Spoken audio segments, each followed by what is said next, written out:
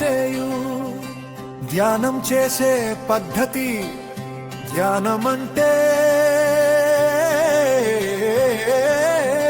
శ్వాస మీద కాస. ఓ తమ్ముడు ధ్యానం చేయు, ఓ అక్క ధ్యానం చేయు, ఓ అన్న ధ్యానం చేయు, ఓ చెల్లె ధ్యానం చేయు. స్థిర సుఖాసనంలో హాయిగా కూర్చుని చేతులు రెండు కలిపి ఓ తమ్ముడు ధ్యానం చేయు, ఓ అక్క ధ్యానం చేయు, ఓ అన్న ధ్యానం చేయు, ఓ చెల్లె ధ్యానం చేయు. కళ్ళు రెండు మూసుకుని ప్రకృతి సహజంగా జరుగుతున్న ఉచ్ఛ్వాస నిశ్వాసలనే గమనిస్తూ ఉండాలి. ఓ తమ్ముడు ధ్యానం చేయు, ఓ అక్క ధ్యానం చేయు, ఓ అన్న ధ్యానం చేయు, ఓ చెల్లె ధ్యానం చేయు. మధ్య మధ్యలో అనేక ఆలోచనలు వస్తున్న వాటిని ఎప్పటికప్పుడు కట్ చేస్తూ మళ్ళీ శ్వాస మీదకే ధ్యాసను మరల్చుతూ ఉంటే ఓ తమ్ముడు ధ్యానం చేయు, ఓ అక్క ధ్యానం చేయు, ఓ అన్న ధ్యానం చేయు, ఓ చెల్లె ధ్యానం చేయు. క్రమక్రమంగా ఆలోచన రహిత స్థితి కలుగుతుంది. మనస్సు నిర్విషయం పరిశూన్యం అయిపోతుంది. ఇదే ధ్యాన స్థితి. ఓ తమ్ముడు ధ్యానం చేయు, ఓ అక్క ధ్యానం చేయు, ఓ అన్న ధ్యానం చేయు, ఓ చెల్లె ధ్యానం చేయు.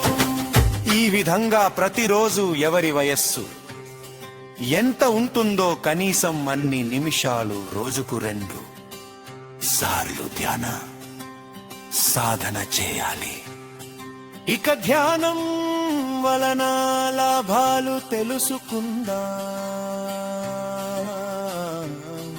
ఓ తమ్ముడు ధ్యానం చేయు, ఓ అక్క ధ్యానం చేయు, ఓ అన్న ధ్యానం చేయు, ఓ చెల్లె ధ్యానం చేయు. అన్ని కోణాలలో జీవన సమతుల్యత వస్తుంది. భయాలు మరి ఆందోళనలు జయించవచ్చు. ఓ తమ్ముడు ధ్యానం చేయు, ఓ అక్క ధ్యానం చేయు, ఓ అన్న ధ్యానం చేయు, ఓ చెల్లె ధ్యానం చేయు. నిత్య యౌవనత్వంతో జీవిస్తాం. మనస్సు ఆనందంగా మరి ప్రశాంతంగా ఉంటుంది. ప్రశాంతతను మించిన సంపద లేదు. ఓ తమ్ముడు ధ్యానం చేయు, ఓ అక్క ధ్యానం చేయు, ఓ అన్న ధ్యానం చేయు, ఓ చెల్లె ధ్యానం చేయు. సృజనాత్మకత వెల్లి విరుస్తుంది. ఎమోషనల్ ఫిట్నెస్ మంచి సంబంధాలు ఏర్పడతాయి. ఓ తమ్ముడు ధ్యానం చేయు, ఓ అక్క ధ్యానం చేయు, ఓ అన్న ధ్యానం చేయు, ఓ చెల్లె ధ్యానం చేయు. ఆలోచన వాక్కు సంకల్ప శక్తుల మెరుగుదల అనుకున్న లక్ష్యాలను సాధిస్తాం. ఓ తమ్ముడు ధ్యానం చేయు, ఓ అక్క ధ్యానం చేయు, ఓ అన్న ధ్యానం చేయు, ఓ చెల్లె ధ్యానం చేయు. ఆత్మవిశ్వాసం పెరుగుతుంది. రోగ నిరోధక శక్తి పెరుగుతుంది. రోగాలన్నీ తగ్గుతాయి. ఈ పాట రాసిన వారు శారద నారాయణ మాస్టర్ గారు.